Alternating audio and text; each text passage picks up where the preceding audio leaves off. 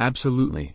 Oh, I'm sorry, not make the Eastern Conference Finals, make the NBA Finals out of the East. I am still gonna say absolutely. And I think Chris Carter, yeah, I mean, if they can make the Eastern Conference Finals, I just want to make sure the audience knows the question we're asking. I just want to make sure that's all.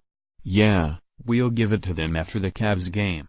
Jenna Wolf, inaudible. Nick Wright, go ahead. No, no, no. Go ahead.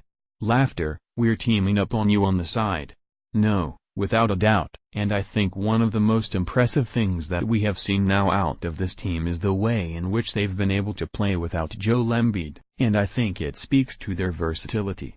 And they can play fast, they can play slow, they can play in all different ways. You want to go big, you want to go small. This team has a lot of pieces. I know the one thing and the one knock against them, which of course they don't have, is playoff experience because of their youth. But they do have some players who bring that type of veteran experience. And this team as a whole continues to impress me because they are peaking at the right time of the season. They share the ball so well.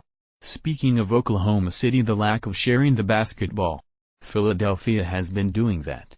They share the basketball, they have shooters. The one area of concern for me with them has been turnovers, and they've led the league in most turnovers throughout the duration of the entire season. That has improved drastically over the last 14 games during this win streak. And I think that's one area, especially during the playoffs and during the postseason, they're going to have to be very wary of, given the fact that the game slows down a bit. Possessions are so much more valuable. But I, without a doubt, think they have a real shot at not only getting to the Eastern Conference Finals, but also potentially advancing. Listen, they are the only team in the East that when I was doing my All-NBA ballot, almost had two players on it, like Ben Simmons listed as guard or forward.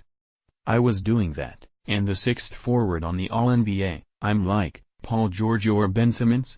I don't know. I ended up with like that's it, just he is going to be an amazing player. He's already, in my eyes, one of the 25 best players in this league. That's not even to speak to how good Joel Embiid is. And, by the way, how good this team has looked when Markelle Fultz is coming off the bench and giving in some real minutes. Like, I don't know if people are paying attention, but you know that corner that Boston has staked claim to?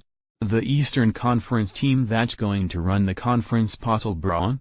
Philly might not only be on that corner, they might have fully edged Boston off the corner, with now the biggest injury concern between the two teams maybe isn't Joel Embiid's foot, maybe it's Kyrie Irving's knee. Like, as far as the future, well, when you have Markelle Fultz, a number 1 overall pick who's given you besides in the last 2 weeks nothing all year, you know?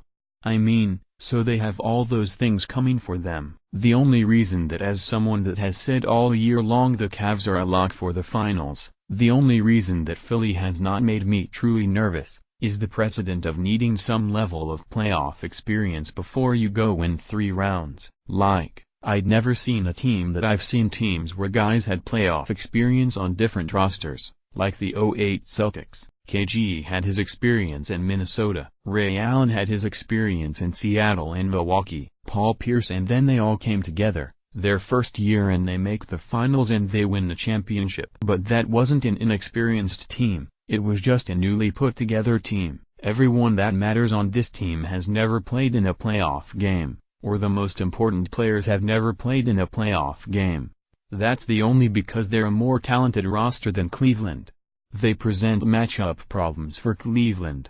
Like, for all those reasons, Philly's they're the second best team in this conference to me, with, I guess, no disrespect to Toronto, maybe a little disrespect to Toronto, but, to me, they're clearly the second most dangerous playoff team in this conference.